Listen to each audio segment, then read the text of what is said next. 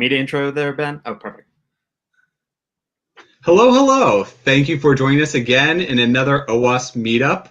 I'm here with Abdullah, and we have Stefan Edwards for our guest speaker. It's a pleasure to have him on here. He has a huge depth and breadth of security across the industry itself. So, without further ado, Stefan, can you take it away? Perfect. I don't know if I have depth. I certainly have breadth across a lot of different things. Also, before I dive into the whole thing, I did want to say that there's a few of us running a con in December around the 16th and 17th. So if you follow Absolute AppSec and you've seen like a Midwinter's Night Con, that's the next conference that I'll be speaking at, and quite a few other folks will be there too. So I'm sorry to steal the thunder from this talk, but I did want to just plug that one as well. Am I actually displaying though, Ben? It looks like it is just us. Perfect. Excellent. Thank you very much. So welcome everyone. My name is Stefan Edwards. I am going to talk about the good, the bad, and the blockchain. It's a love story in 17 parts. I'll get into my background, but effectively I'm a blockchain nihilist, and we'll be talking through some of the good things that we see in blockchain, some of the bad things, and some of the truly ugly things that I don't think people always understand when they're getting into blockchain, when they're getting into security of blockchain, blockchain adjacent things, etc. So I have quite a few points in here. I don't know if I'll make it through all of them given the time, but you always can look at the slides after this. It's in Markdown. I'll post them right after this talk. But basically, I'll go through an intro to myself, the company I work at, that sort of thing. I'll give you some takeaways, go over some definitions, because some of the terms that I'll be using are a little bit different than maybe what you've seen before or the types of security that you do. And none of these are specific to blockchain per se, but it's some of the techniques that we are able to bring to bear in blockchain. And I'll get into what I mean by that as well. Then I'll go through the good things, which will be like formal methods and some other neat stuff that we see. I'll go through some of the bad, which will be the languages and some of the environmental things and some of the cost factors that people don't necessarily think about. And I'll go down into the truly ugly things, which are like time of check, time of use, off-chain components, and everything I dislike is actually traditional InfoSec. But if you take away three things from this talk, which I'll talk about a whole bunch of nonsense, and you'll probably be left in a stupor wondering why you listened to me rant for this long. But if you take away three things, I want you to take away these. It's that NIST has a interagency report 8202, which has the diagram that you see on the right-hand side of the screen there. Basically, it's a flow chart as to you almost certainly do not need a blockchain. There are very few actual applications that require you to have a blockchain. There are very few applications that actually need to have those sorts of things. There are maybe ancillary controls that you can use, such as auditing. And there are only a few cases in which you actually probably need a blockchain. And most of the time we see people trying to wedge things in, and it's a misapplication of the technology.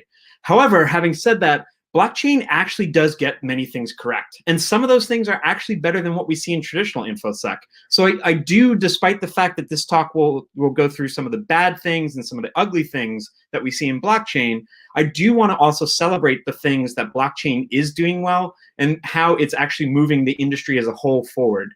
But I do want to cap it off with the fact that there are no golden roads to security. There are no golden roads to CAP theorem. There are no golden roads to correctness. Nothing that we're doing here, nothing that we'll be going through is a shortcut, a cheat. Blockchain is not magic.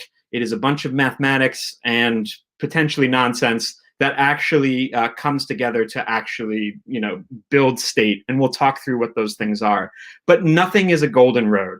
And so if you hear anyone trying to sell you on blockchain as a panacea for whatever problem you have, it's most likely nonsense. So who am I? My name is Stefan Edwards. I am a practice lead at Trail of Bits. I handle a lot of our threat modeling processes, some of our information security officer processes, a lot of our weirder assessments. I've also previously done some of the Kubernetes work that we've done, some of the Golang work, etc. So I have a very strange set of things that I actually work on here at Trail of Bits. Prior to coming to Trail of Bits, I worked at a company called Invisium, doing sort of like adversary simulation and some other things here with Dilla, who's one of the co-hosts of this show. Also, too, obviously, I do have a bit of an accent at times, and I am a little bit deaf, although I think no one will be asking live questions here. But if I ask you to repeat, it's not you, it's just me processing things and not being able to actually hear you. Now, I work for a firm named Trail of Bits, and we actually do quite a bit of blockchain and blockchain adjacent work. And the reason why I'm bringing this up here is not to plug us. There are plenty of people in companies and people in this space. It's not that. It's that many of the things that I'm talking about are real pain points that we see with actual customers. So if I'm talking about like Solidity issues, or I'm talking about people who are trying to make the transition to Vyper, it's because we see between 5 and 10 smart contract assessments per month. And then we also work on bespoke blockchains themselves. So we do a lot of the infrastructure around blockchains and a lot of the various off-chain accoutrements that go along with a lot of the projects that you'll see out here and some of the things that we'll discuss. And then also, lastly, we do bring a lot of our like researchy side of the house to the tools that we work on. So we have Manticore, we have Echidna for property testing, we have Slither, and a few other things that we do. And we work in cryptography, infrastructure, etc. So a lot of what I'll be ranting about is not just things that I've read in the news or things that I've read on Twitter, but these are things that we actually deal with day to day with our customers as we're trying to assess blockchains, smart contracts, those sorts of things. Now, I think I wanted to stop for a second and explain what I mean by blockchains, because I think the word has become a little bit overused. I think the word has become a little bit diluted. Most of the time when folks are talking about blockchains, they're usually talking about cryptocurrencies. They're talking about ETH, they're talking about Bitcoin, they're talking about some token that lives on one of those blockchains and those sorts of things. Every once in a while, you'll have someone who maybe means distributed state. When I'm talking about blockchains, I'm talking about consensus algorithms, I'm talking about virtual machines, I'm talking about the programs that run on those virtual machines or in the validator nodes, such as smart contracts, I'm talking about storage, etc. And this is obviously fairly complex. So a lot of the things that I'm going to go over tonight, and I will wander all over the landscape, up and down the stack in blockchains, but a lot of the things that I'll be going over tonight are just various things that maybe you hadn't considered previously, or maybe you hadn't seen as visible in the news and whatnot from your experience and from the general perception thereof.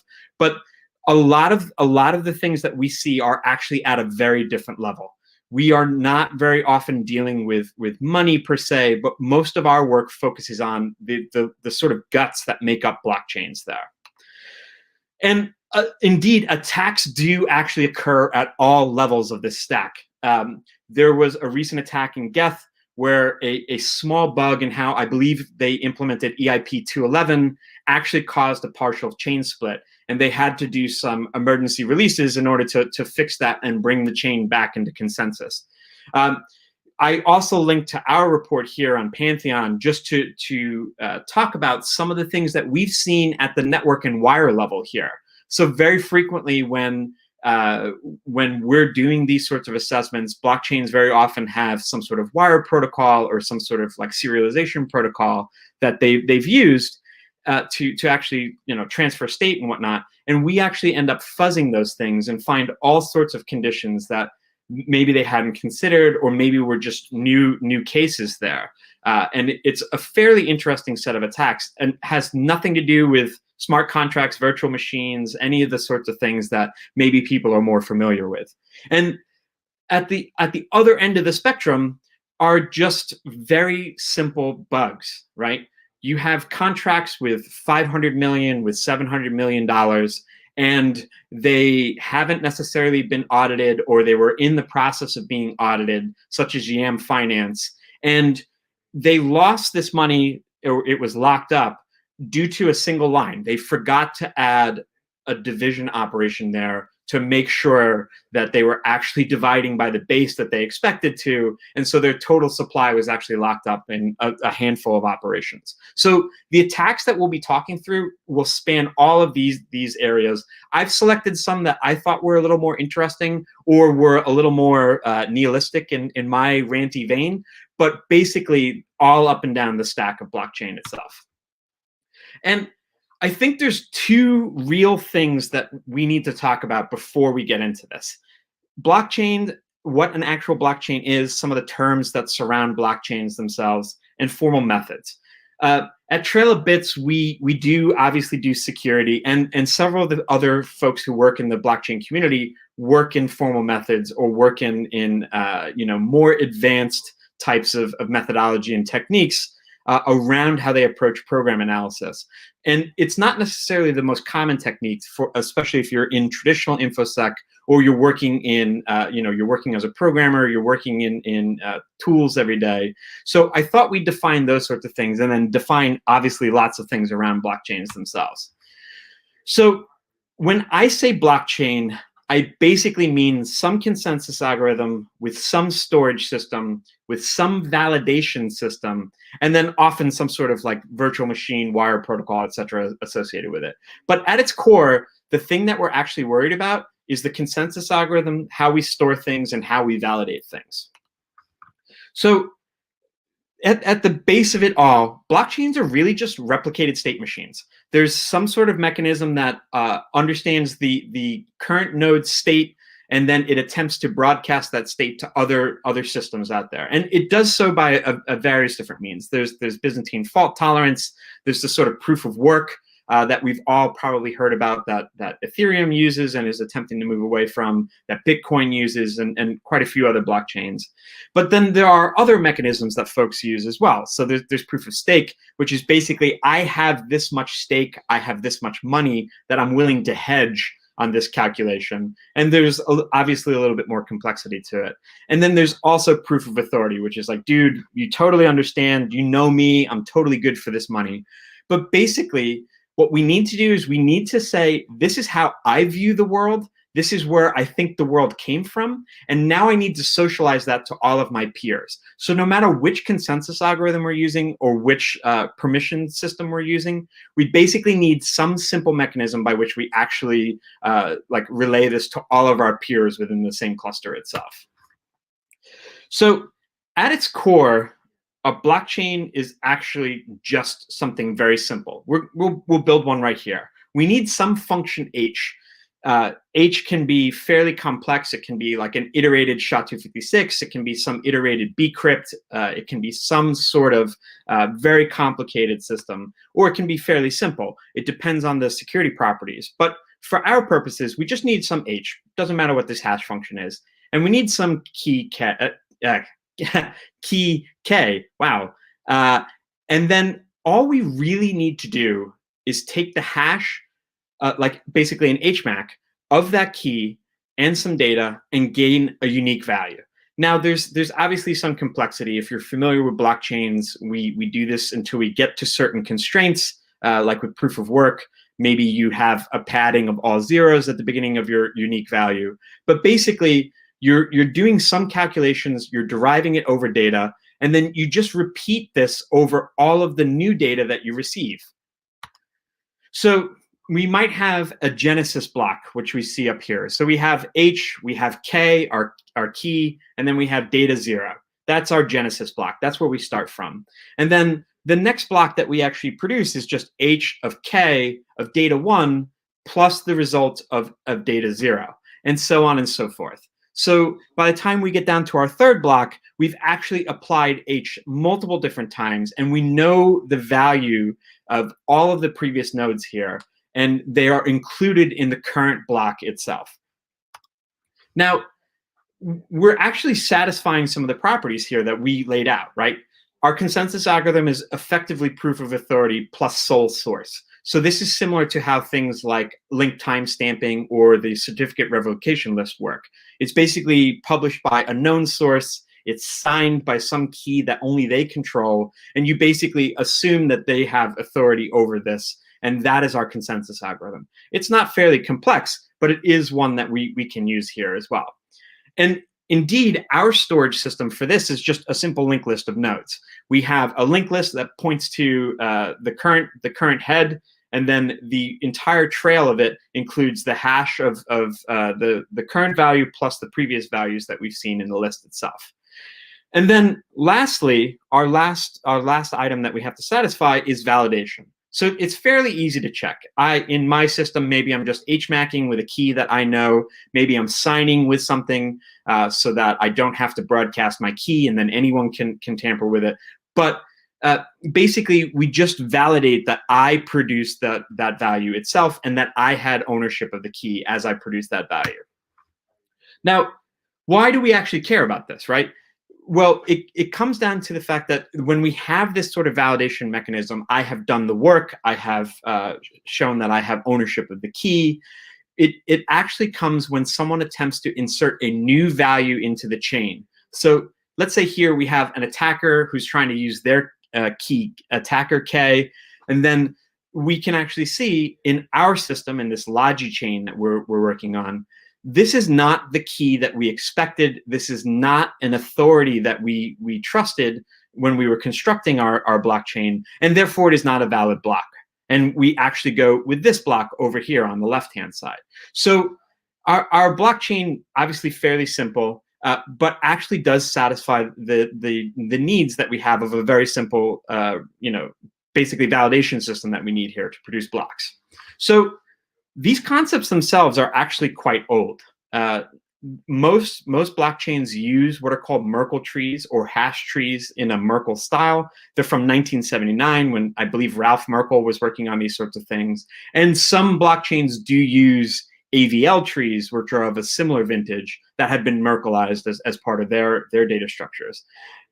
We also have linked timestamping, which is from 1992. Linked timestamping is actually fairly close to what I just displayed in logi chain here. But basically, it's a series of applications of hash functions with a key that we can guarantee only came from a single source. And we know that that nothing has been tampered in the chain because we can actually calculate all of those values along the linked list itself.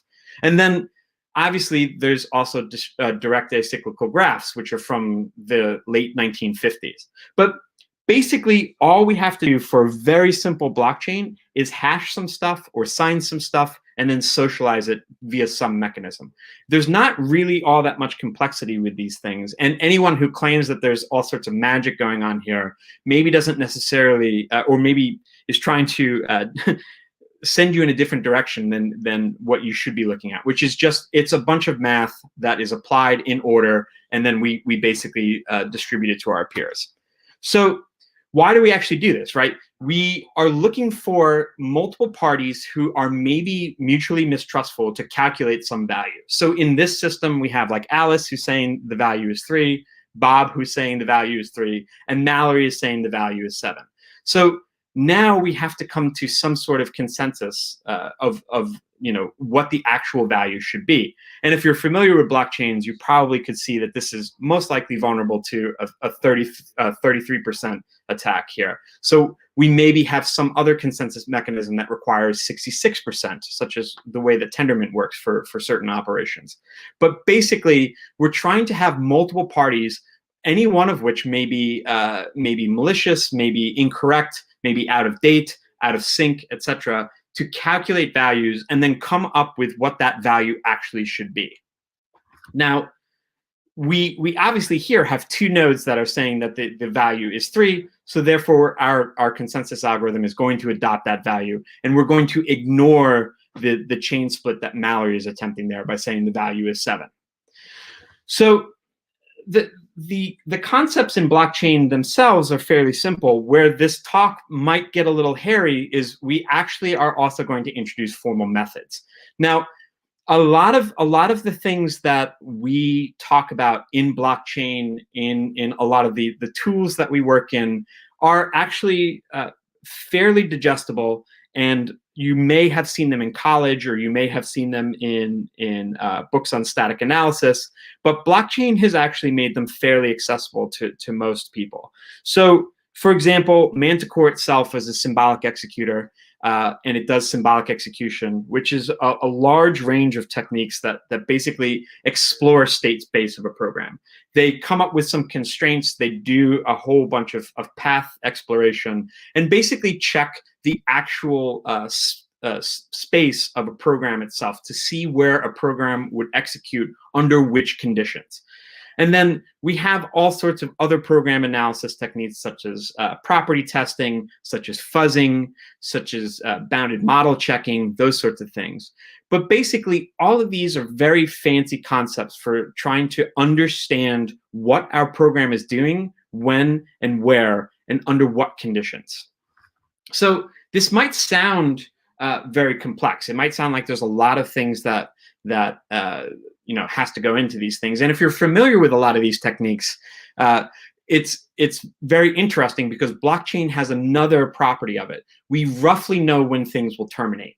So many of the techniques that maybe would be untenable in traditional application security or in the traditional like application program analysis space are actually more tenable in blockchain because we basically know how much money we're willing to burn, right? And we'll get into what that actually means, but most of blockchain actually has some amount of money that you're willing to spend in order for an execution to go. And basically your execution terminates at that point. So if you are doing analysis, you basically can analyze your program under how much money you're willing to burn for your application or your smart contract to execute. So we know when things terminate. We know when we can, what sort of fixed conditions we will have. And we actually end up with a system that is better for analysis than simple unit testing that we would get in more traditional InfoSec. So while I'll talk about many of these techniques, I'll allude to them. None of the things that we're actually doing are unique or different to blockchain. It's just that the environment itself is slightly more suited for this. So I think there's actually some good here. And I wanted to point this out because I know my rants can be negative at times and a little nihilistic. It's in the LEDET, it's in the subtitle. But I think blockchain has basically shown that it is possible to use formal methods, to use these advanced techniques, and you don't have to be working on the space shuttle. You don't have to be working on like on Mars rover or working on cars. You can use these techniques in a larger space, and I'll talk through some of how you can apply these techniques in other areas. But you absolutely are able to apply these techniques into new spaces and see, and see them actually go forward and gain analyses from them. And the other interesting thing here too is that blockchain is also uniquely willing to throw out bad things. We'll talk about some of the bad things that we see in Solidity specifically, but there are other languages and there are other platforms that we have in the blockchain space that are gaining popularity themselves simply because blockchain is perfectly willing under a variety of conditions to move to something new because it is just an easier space to do so. So I want you to think back, if you have heard of formal methods, when was the last time you actually heard it used? Now, I know some of the folks in blockchain space, some of the folks in InfoSec probably work for like defense contractors, or they work in aerospace engineering, that sort of thing. So you may have seen it there. But when we have clients come in, very often clients to Trail of Bits and some of our other security community members come to us with unit tests. They come to us with bespoke fuzzers. They come to us with symbolic execution traces. They come to us with property tests that they've already extracted. They come to us with invariants that they've already defined. And then they want an assessment. Now, obviously, not every client comes to us with all of these really cool things and everything all flushed out. But basically, we do have clients that are doing all of the hard work up front and making sure that these things are no longer exotic. There's no real need for abstract interpretation, for symbolic execution, for program specification or program analysis to be this exotic technique. And regular folks can actually work with them. And indeed, the community has actually produced quite a number of tools to work on them. So it's a very interesting space if you're a programming language theory nerd as well, such as myself, because all of these techniques, all of these interesting things that you've heard about are now actually completely accessible to you. And I thought we would look at two reports. And there's another area that this space is fairly interesting. Reports are very often public. So we actually have reports that you can go look at right now. These are our client reports, and they actually utilize some of these formal methods that we'll be talking about. So I wanted to look at the OX report. It's one of my favorite reports that I've seen someone write at Trail of Bits. It has a large number of invariants and properties that we've extracted from the report. It really reached in and tried to analyze what we were able to get out of these methods and how to fuzz things. And it's for a fairly complex system, right? This is not for a very simple smart contract. This is not for a system that basically just needs to put money in and take it out. It actually needs to handle calculations there, and that's normally when you're reading books or when you're trying these techniques on other applications. That's normally where they fail. And so OX is a fairly fascinating report. There's very interesting invariants extracted. And the same goes with Balancer. Balancer was interesting because it's one of the first times that I've seen symbolic execution used to prove that fixed point mathematics and dust collection, and dust is basically money, it's like very small amounts of money in blockchains, that they worked in the way that the system expected. So it's a fairly fascinating report as well. And my colleagues in our blockchain group did some very interesting work with these two. So what did we actually get out of this? Like, what was the actual win for us here? Well, I think the very interesting thing at first is we extracted these general properties that we expected to hold for the report. Now, obviously, as security testers, we're always doing this sort of thing, right? We're always thinking about, like, well, can an attacker steal assets? Can an attacker log in with someone else's credentials, etc.? That's less interesting. Where it becomes interesting is we're able to codify and model what we expect the system to do, and then ask these programs to generate automatic test cases that cause failures. So we'll get into some of these sorts of things, but we're basically asking a system to say, hey, search over the entire space of this program and find some way in which an attacker cannot steal, an attacker can steal assets from a public pool. Do that for me, because I can't figure it out myself. And so basically, by just modeling how the system should work, we're able to actually have the system tell us when there's a failure and then enter a finding against it. Now, that's really interesting, right? And the thing I wanted to point out is the actual complexity and nuance that a very simple property is able to get. Now, at Trail of Bits, we actually write our reports slightly different than maybe some of the reports that you've seen if you work in AppSec, or some of the other public reports that you've seen out there. But we include what's called an exploit scenario, which is basically a sort of story about how we got to this location or how this vulnerability occurred.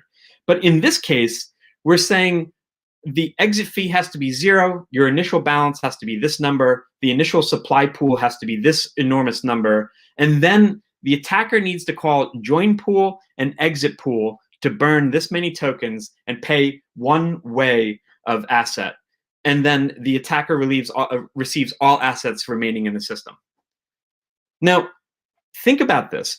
Where would you, as a normal assessor, come up with these numbers or these sorts of things? Absolutely, we all could do this. We could stare at the code long enough. We could model these things out ourselves. We could try to draw things out, draw out trees.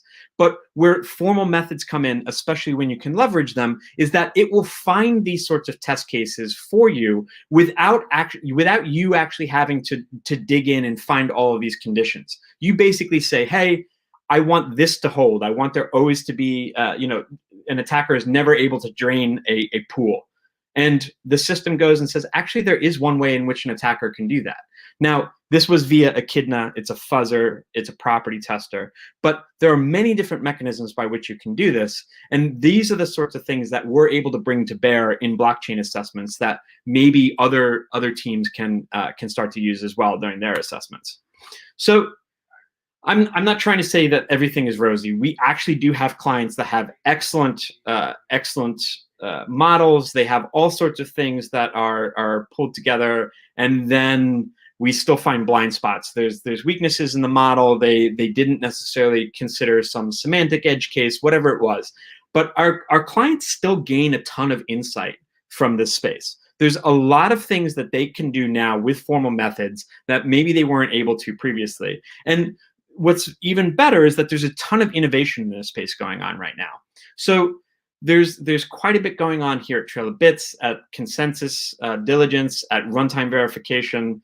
They have this very interesting Firefly framework that I've been watching. But there's basically quite a few people working on these sorts of things to bring them to bear for normal folks to have access to the good stuff, to have access to formal methods. And what's even more fascinating, I'm stealing this from Dan, our CEO, we basically, you can run Slither, which is a static analyzer, has some abstract interpretation techniques, in seconds. And you can code something in Echidna and have it run and have results in hours. We're no longer talking about running a symbolic executor for 5 days or for 2 weeks in order to get a single break. We're talking about hours and days now in order to find, in order to apply these techniques and in order to have results come back for you. Now, there's also a related technique or class of techniques called semi-formal methods. And semi-formal methods may choose to have certain limitations in their model. They may choose to have certain limitations in their testing, or it may not be holistically applied, but it still provides quite a bit of security guarantees, depending on how widely you approach them. It still provides quite a bit of guarantees and helps you strengthen the overall posture of the program. The one that I am most interested in, just from I was impressed sort of vein, is what Tendermint does with invariants. So Tendermint is a blockchain framework. It allows you to basically build blockchains on top of Tendermint itself. And then they also have their own standalone blockchain on top of this called Cosmos. And a invariant is just some property that we wish to hold, either through execution of a loop, such as a loop invariant, or globally through a blockchain itself. So if you're thinking about these sort of things, it might be like, we never want someone to be able to withdraw more money than they've ever put into the blockchain. It's that sort of property. Now, in Tendermint, invariants are just functions. They basically are functions that receive some sort of context, that receive some sort of state, and you basically apply them and they return a closure, and then that closure can be used by the system in order to enforce that invariant.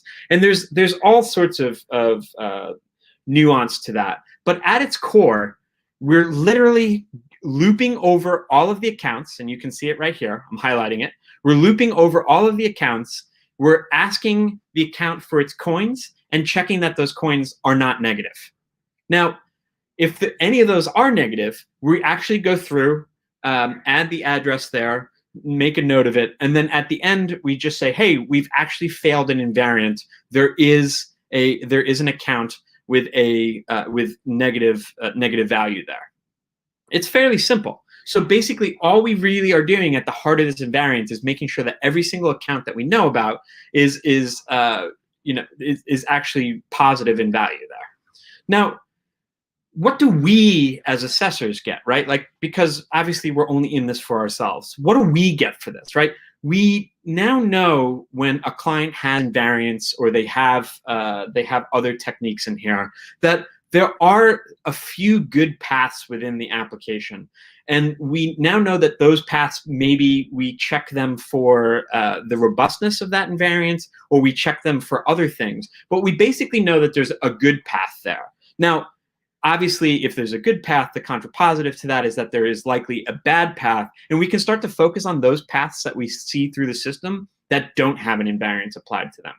The other interesting thing, too, is that we have known good transaction states here in Tendermint itself, right?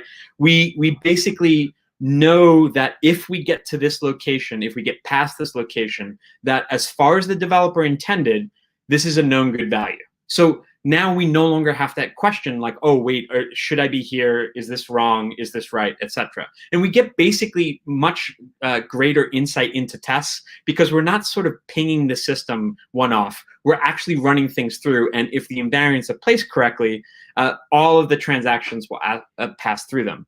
And then what's even better is that if we apply something like fuzzing or we apply something like property testing, we can find new areas for invariance. We can find areas that we can strengthen invariance, or we can find areas that we basically move invariance up the chain, duplicate invariance, those sorts of things. But basically, even with a semi-formal method in the way that Tendermint is using it, it's basically something that we can very quickly apply across our entire code base and sort of semi-rigorously shake out throughout our entire code base there in a very quick and automated fashion.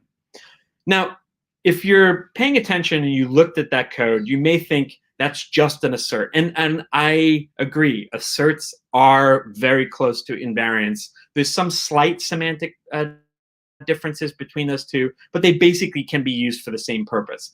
What Tendermint has done is build up the machinery around logging, around system tracing, around context, contextualizing what the actual assert failure was. But at the heart of it, there's nothing really fancy about what we're doing. We're basically just throwing an assert into our code and making sure that some value holds wherever we end up and actually check that assert. Now, what does the client get? Now, there's some fairly interesting things here. If you look through and I'm not going to click through, but if you look through Tendermint's documentation, they actually list some of the ways in which their invariants are useful for their actual attack scenarios. So if you click through, you go through some of the locations that they've actually placed invariants, Tendermint actually uses these 4 attack scenarios, making sure that block and chain state are where you expect, making sure they're in central locations, and making them fairly convenient. So basically, there's this convenience function that they've now provided. And as security people, that's what we always want, right? We want our security not to be a hindrance, but to be a convenience thing, something you reach for and it just does its thing and people never think about it. Now, there's also the flip side of it. There are certain areas where, and this is a specific issue within Tendermint itself, there are certain areas where we've noticed an invariant is not as strong as we need. We notice that an invariant is maybe not as robust as we need. And then we have central locations that we can just look and fix that and say, oh, okay, we actually need to beef up this invariant, make sure we're checking how I believe this was with regard to multi-coin works, and that's literally all we need to do.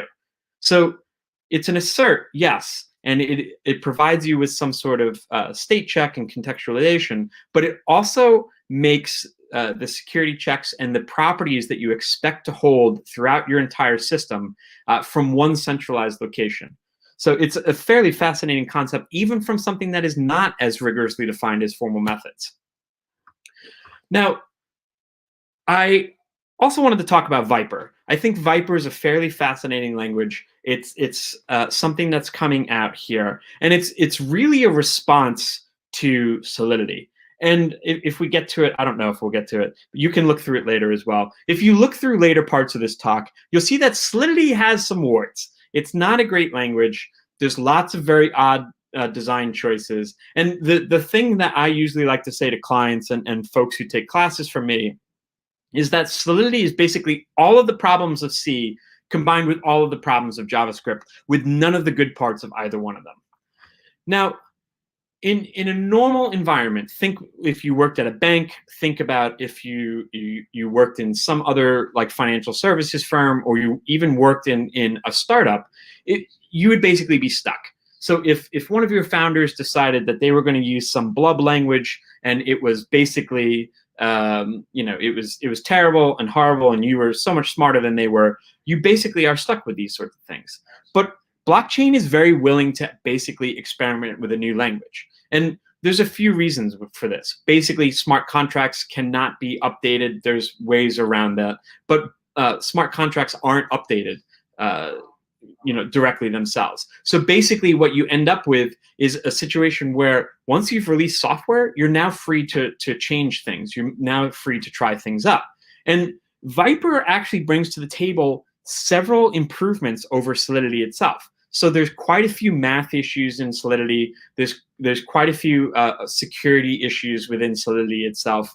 And there's also some enforcement issues. And Vyper saw what folks were dealing with in Solidity itself and decided to try to fix some of those problems and provide them with a smaller language that's easier to understand and actually solves the problems that day-to-day developers need, which is something we in security talk about all the time. We would love for people to switch to new, more secure frameworks, new, more secure languages. But when would you be able to move an entire organization there? Well, blockchain is able to do this. Now, this is the one that I always like to talk about. What does U+1 actually do in Solidity, right?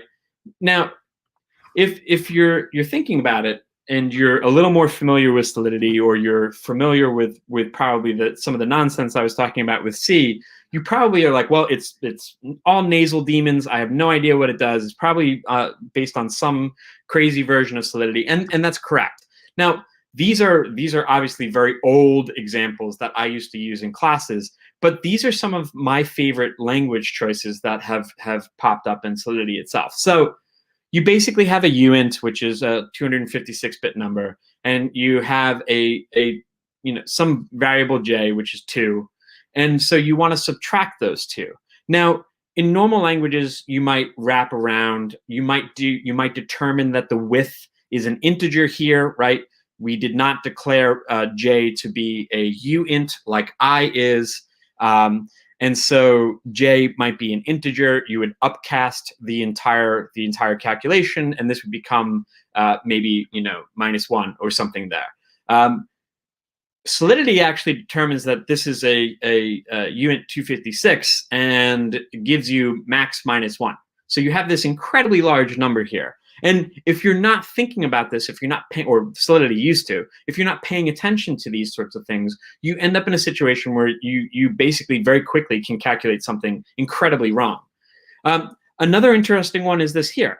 So Solidity used to do the narrowest type of integer. So 0 can fit in a uint 8, right? So j becomes basically a uint 8. We're checking. Obviously, j is then always greater than or equal to 0, or less than or equal to 255.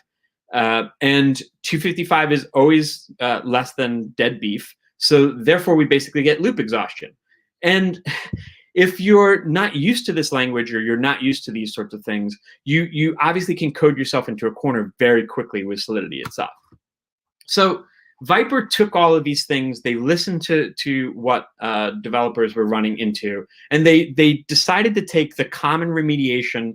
If you've read some of these reports, you'll always see us say, you need to use safe math, you need to use pure modifier, you need to make sure you're not updating state.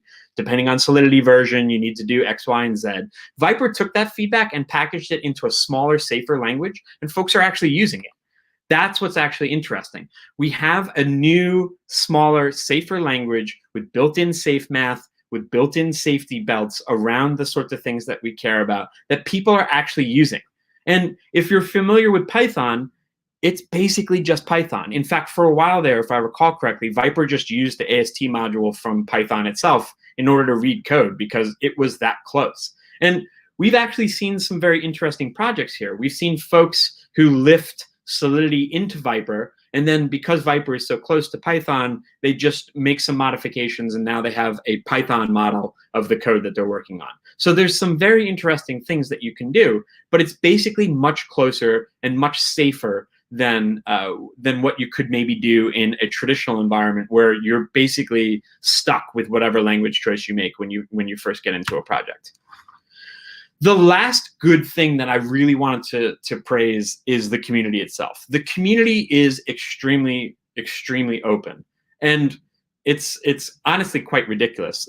We have clients who come and ask when reports will be published publicly. As you can see earlier in this talk, I listed right to our publications index. You can literally go there and look at some of the reports that we've done. And most of our competitors have the exact same system. They either have a GitHub repository, they have some website where they blog about their reports, but basically these reports are meant to go out into public.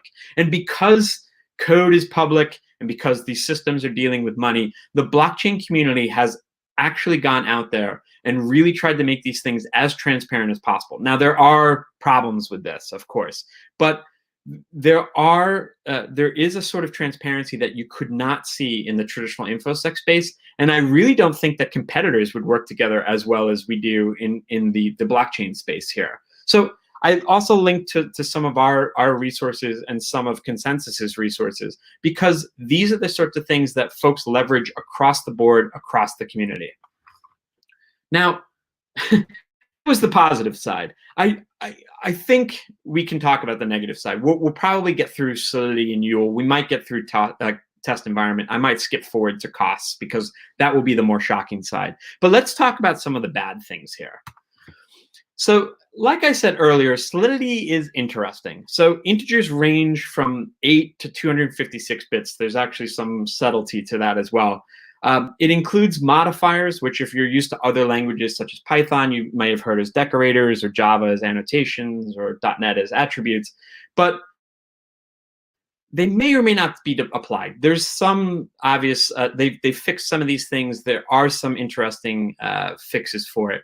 But basically, there are some really strange and surprising semantics. Oh, and by the way, there's inline assembly. So if there's anything that you remember from being a programmer in the early 90s, now you can do those sorts of things again. You can reach really deep into the machine and start to mess around with things because we brought back inline assembly as a regular use case. And not only that, but there's also lots of compiler bugs. So previously, the solc compiler used to use an exponentiation in order to list constants in code itself. So there were also some fun bugs with exponentiation itself because of some slightly poor choices that had been made during the development of it. There's also been lots of optimizer bugs. So you might test your code in one environment, then go to optimize it, and now you have a very different path through the code base because things had been optimized out. And because of the niche, many of the devs who work on solc don't necessarily need the same features as users do themselves. So we end up in a situation where the developers may be working on something that they don't necessarily use day to day, and then users end up reporting back bugs that are very different from maybe what the developers of solc were expecting to see there. So the result is that we basically end up in this environment where you have to be careful of what solc version you're using. You probably want to be wary of updating it.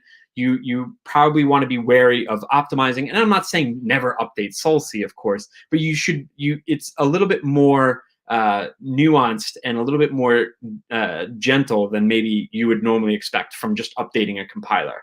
And you also have to be aware of variable layout. And we'll get into this a little bit later. But you have to be aware of variable layout because of the way that Solidity and EVM works. And so basically, you end up having to test as much as possible at the actual bytecode level because Solidity itself and how it maps to EVM is actually quite complex. Okay, so that sounds bad, but it's actually probably worse than you expect. Solidity expects you to understand some of the layout of code. And we don't necessarily have to get into this. But basically, the way memory mapping works in EVM and in Solidity's application thereof, you basically end up with a area of memory used and contiguously laid out for all of the variables within your program. Now, there's they try to pad things, there's overruns, but basically if you're sitting here and looking at this and hearing storage layout and memory and those sorts of things and worried about that, you are correct. Solidity does have all sorts of overrun issues, compiler issues, etc., that you maybe would not expect from a high-level language that's meant for smart contract design. So, and if you are concerned about overrun, this is a bug from earlier this year, if I recall correctly. It's from April of this year, where basically there was a memory creation overrun, and you ended up in a very simple situation in which you could overrun the memory that Solidity itself was laying out for you, the developer. This is actually a fairly recent bug. I think it's just from October itself. but basically in a few very simple steps, you can very easily corrupt the storage layout itself within Solidity, not even by doing anything complex. If you ignore this whole section with the inline assembly, via normal mechanisms, you're just basically laying out some memory. You have a struct. You're doing maybe some light typecasting, that sort of thing, but nothing too crazy. You can end up in a situation where Solidity's optimization and for memory has corrupted your storage. So basically, this is the source of it all. There's a length check that was basically incorrectly calculated for things that were less than 32 in value there. Now, these are all recent bugs. None of these things are like old versions or old flubs or those sorts of things. But basically, developers of Solidity have to be very painfully aware of some very low level details, and most of those are effectively untenable. Most of the time, what we see is developers sort of get something that seems very safe, and then they just continue with it because it's very hard to keep all of these details in line. Or we've seen quite a few developers go the other direction, where they program mostly in assembly. They know what all of their layouts are, and they basically just they basically go the opposite direction, away from any of the higher level features that you would see in Solidity itself. So what do we have as assessors, or what do we have as folks who have to use this? We have a low-level language with difficult semantics, and those semantics require that our analyses actually understand the type width, understand the widening and narrowing techniques that Solidity itself uses. We actually have to trace and understand our memory model quite heavily, right? We have to understand how we do addressing, because Solidity does addressing based on some hashing and some other things that are in there, all with 256-bit integers. By the way, there's also quite a few parsing bugs. Solidity has fixed quite a number of those, including one recently where they changed the associativity of exponentiation operator with lots of edge cases, and in a compiler that is at best described as difficult. Now, this is not me knocking the Solidity devs. They're obviously working on quite a few things, but this is the environment that our developers see themselves in when they're working with this language. And now you can see why I'm happy that there's also so much innovation around things like Vyper, or folks working in the academic space around Obsidian, trying to fix these things for developers themselves. I actually want to skip to costs, because I think we'll get right to time with this. And if we don't, we can keep going into the ugly. But I think the costs are the other interesting area here. So by definition, blockchains actually literally run on money. Not all blockchains. I'm sure someone will point out that there are things like hyperledgers that don't require money. I probably have a text message right now from it. But basically, most blockchains run on money, literally. You pay some fee on top of electricity, on top of those sorts of things, and say, hey, I want you to run this transaction. I want you to run this application for me, and I'm giving you money to do so. So basically, in Ethereum, this sort of transaction cost is called gas, and it's measured in gigawei. And basically, you can think of 1 ETH as like 10 to the 18 wei. But basically, all transactions, all deployments, all function calls, all sends of money cost money in the system itself. You are never basically tinstaffel. There's no such thing as a free transaction on blockchains. Now, you did read that correct. You literally burn cash in order to run code on blockchains.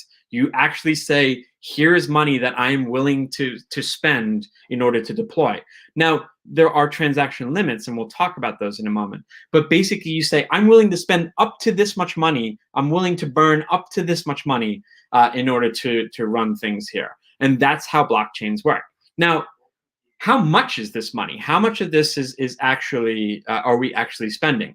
Now, there's some interesting fees here. I went on Etherscan. Etherscan is basically like a central repository for Ethereum stuff. And I went to Gas Tracker, and I was like, give me the top 50 gas guzzlers. And I basically pulled the top 5, the top 5 things that spent money, right? And I think I only actually added up the top 4. But basically, in the last 24 hours, in order to work on, in order to run many of these large projects, folks have spent $558,000 in transaction fees, right? In the last 3 hours, we see Uniswap spending about $45,000 to run its fees. Now, it might seem obvious, like as you become successful, your costs go up. That makes sense. We all know that from traditional InfoSec space, but it's surprisingly quite a bit more money than you may expect itself. And furthermore, the more success you get, the more you actually end up spending. And on top of this, now you have a real value cost of unoptimized code. If the compiler outputs something that is, 3 instructions that could have been 1 instruction, that can literally cost you thousands of dollars, because now your transaction costs that much more in order to run on the blockchain, when in reality, if the optimizer had been working properly, that could have been optimized down, you could have saved money. And this is why you see people are so sensitive to the sorts of costs that come out of compilers and come out of those sorts of things. So this is the reality of operating in blockchain. Now, part of the other interesting thing here for us as security folks is that we talk to clients about correctness. We talk to clients about optimizations. Part of what we end up doing is talking about cost, because there's so many things that actually lead up to hidden costs, and many of the things that we in security that would like, such as extra validation, such as extra access control checks, those sorts of things, they actually cost clients literal money. They have to throw an additional dollar on the gas pile that they burn as they go through these sorts of things. So these things cost money. So now we are literally able to measure how much security can cost you or how much optimization can cost you, because you can actually start to estimate what your gas costs are within the blockchain itself. Let's talk through one more. I think I'm right at time here, but let's talk through this last area, which is time of check versus time of use. And I'm going to pretend I'm Gary Bernhardt. If you haven't seen his Destroy All Software What talk, I linked to it right here. But let's say enough about languages that suck. Let's talk through Solidity. So as if there aren't enough foot guns, Solidity is also reentrant. So basically, you can from very simple code accidentally give other programs control of your execution context. And there's quite a bit of nuance there. But basically, when we do certain very simple, very seemingly simple operations, we can actually accidentally give over control to another program. And that other program then can do all sorts of untoward things. So in this program here, the line that actually causes us problem, or the thing that actually causes us problem, is this very seemingly innocuous message.sender.call.value. And we're trying to return a value, trying to return a user balance, to the message sender. So basically, we say, hey, we're going to grab your user balance. We have it in a mapping. We have some extra information for you. And we're going to return that to you because you're requesting a withdrawal. And then we're going to set your balance equal to 0 after we're done, because you'll return execution context to us. Now, this gets extremely ugly. Okay, what an attacker can do is they can call withdraw balance here. As you see, they have this launch attack function here, and they call withdraw balance. And withdraw balance actually, the launch attack actually ends up hitting withdraw balance. Then from withdraw balance, we call message.sender.call.value, and from there we end up calling the attacker's code in this fallback function. And there's a few other steps in there, but effectively, the attacker now assumes control. So what does the attacker actually do? Their fallback function simply recalls withdraw balance right from within the fallback function itself. And this continues until an attacker has basically drained all funds itself. So we end up in a situation where now an attacker can go through, drain funds in a very simple way, just from effectively 2 lines of code here. Now, where do we have to go? We end up in this situation where we use something like the checks effects interaction pattern, where we basically zero out the balance. We get the amount, zero out their balance, and then return that value to them. So no matter how many times the attacker attempts to call this, they'll basically get zero. They won't be able to drain anything else, or they won't be able to attempt to get more funds than they should be allowed. Or we can use other primitives. We can just use send itself. We can try to use transfer, and we basically end up in the same situation where the attacker is no longer able to just simply recall and recall each time. What actually ends up mostly happening, though, is someone doesn't understand their control flow. It's myriad. It goes through multiple places, etc. And you end up basically crying deeply because it's extremely common, and now it's just happened to you, and you have lost user funds, or you have lost something else there. And it's all because of the primitives of the language itself. So I think we're right at time. I can skip forward to the end here, but I did want to just say, does anyone have questions? Oh, there's 3 comments that were here as well. Yeah, perfect. Does anyone have questions, or is there anything that I can cover here before we hop off? Or Dula and Ben, is there anything else that you'd like to hear about? Not from my end, no. The chat's been surprisingly quiet at the moment. I know you've been going through some very, very deep stuff, but logical rants. Hopefully everyone will go through and rewatch this again, because there's a lot of valuable information in there. Yeah, I'll also post a link to the slides on Twitter, and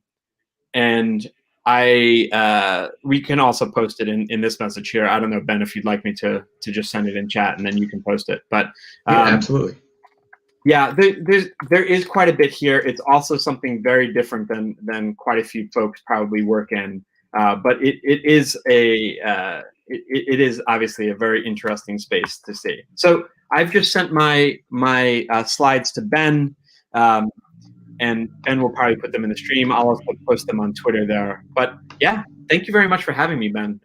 Absolute pleasure. Also, too, obviously, if you're interested in more rants like this, I will be talking at Midwinter's Night Con as well. So perfect. Great. Yeah, thank you so much for your time, and thank you everyone for joining us again. I guess if there's nothing else, I hope you all have a wonderful night and stay safe. Thanks, everyone.